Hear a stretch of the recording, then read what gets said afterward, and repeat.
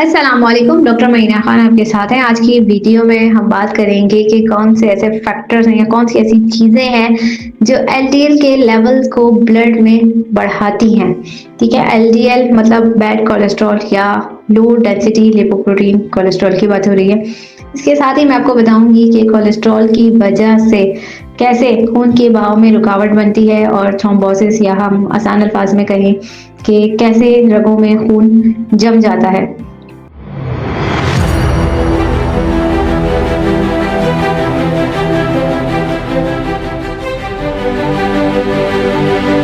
तो ये सब जानेंगे आप आज की वीडियो में। वीडियो को लाइक कर लें, चैनल को सब्सक्राइब कर लें। स्टार्ट करते हैं। ट्रांस फैट बॉडी में एलडीएल के लेवल्स को बढ़ाता है। ट्रांस फैट का बताऊं मैं आपको कि ये क्या होता है। इंडस्ट्रियल प्रोसेसेस में वेजिटेबल ऑयल में हाइड्रोजन को ऐड किया जाता है और उसे लिक्विड से सॉलिड फॉर्म में कन्वर्ट किया जाता है। मतलब माया से, या जैसे हम ऑयल कहते हैं कि पानी जैसा होता है, ठीक है, लिक्विड होता है, तो उसको कन्वर्ट किया जाता है हार्ड फॉर्म में, जमे हुई फॉर्म में उसको कन्वर्ट किया जाता है। और ये ट्रांस फैट एलडीएल से ज़्यादा खतरनाक होता है। ये ट्रांस फैट मौजूद होता है डिफरेंट खानों की चीज़ों में, और खाने की चीज़ों के ज़रिए से ही हम अपनी बॉडी में इसको ले रहे होते हैं। ठीक है, इसमें शॉर्टनिंग्स आ जाती हैं, मार्जरीन है, बेक्ड आइटम्स है, फुल फैट डेयरी है, फैटी मीट है। इसके अलावा जितने भी पैकेज स्नैक्स होते हैं या जो पैक्ड चीज़ें होती हैं उसमें भी ट्रांस फैट मौजूद होता है। ओवरवेट भी रीज़न हो सकता है एलडीएल कोलेस्ट्रॉल को बढ़ाने में। स्मोकिंग में क्या होता है कि ब्लड वेसल्स डैमेज होती हैं, जिसकी वजह से उन ब्लड वेसल्स में फैट डिपॉजिट्स या चिकनाई जमने के रिस्क बढ़ जाते हैं। बढ़ती हुई उम्र भी इसका एक रीज़न है। बढ़ती हुई उम्र के साथ जिगर की इतनी सलाहियत नहीं रहती कि वो बैड कोलेस्ट्रॉल को एक्सक्रीट करे, बॉडी से बाहर निकाले, और इस वजह से भी बॉडी में एलडीएल कोलेस्ट्रॉल के लेवल्स हाई हो सकते हैं।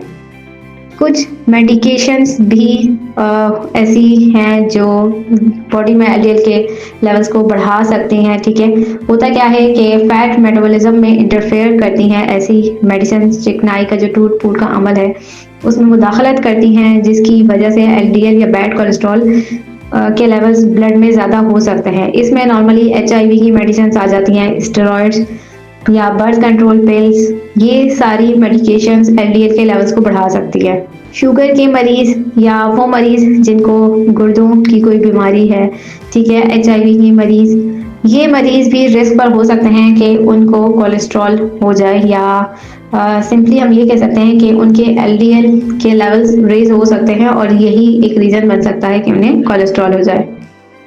स्ट्रेस या तनाव भी एक रीज़न हो सकता है, जिसमें क्या होता है कि आपकी बॉडी ज़्यादा कोलेस्ट्रॉल बनाती है। जैसे कि हम पहले भी डिस्कस कर चुके हैं कि हमारी बॉडी में नेचुरली कोलेस्ट्रॉल बन रहा होता है, तो स्ट्रेस भी एक रीज़न हो सकता है कि एलडीएल की प्रोडक्शन ज़्यादा हो। ये चिकनाई या कोलेस्ट्रॉल शरीयानों में जहाँ जमती है, शरीयानों में अंदर की साइड पे जो वॉल होती है उसकी बारीक लेयर के नीचे डिपॉजिट्स बनते हैं। ठीक है, फैट सेल्स आते हैं, उनको ख़त्म करने के लिए हमारे इम्यून सिस्टम से सेल आते हैं जिन्हें हम मैक्रोफेजेस कहते हैं। हमारे क़ुव्वत मुदाफ़ियत में ये सेल्स मौजूद होते हैं, हमारी क़ुव्वत मुदाफ़ियत के निज़ाम का हिस्सा होते हैं। वो सेल्स आते हैं इन फैट सेल्स को ख़त्म करने के लिए, और फिर वो सेल्स भी वहीं डिपॉजिट हो जाते हैं। कुछ कैल्शियम्स वगैरह के भी डिपॉजिट्स यहाँ पर बन जाते हैं, और इस तरह से शरीयानों में फैट डिपॉजिट बन जाता है, या जिसे हम आसान अल्फाज में कहते हैं कि चिकनाई जम जाती है।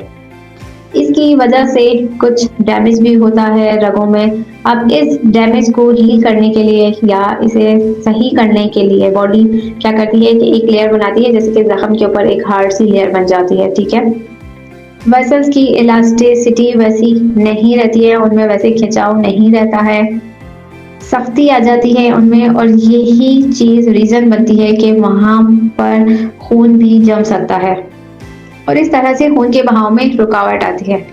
तो ये था हमारा आज का टॉपिक। फिर मिलेंगे नए टॉपिक के साथ नेक्स्ट वीडियो में। अल्लाह हाफिज़।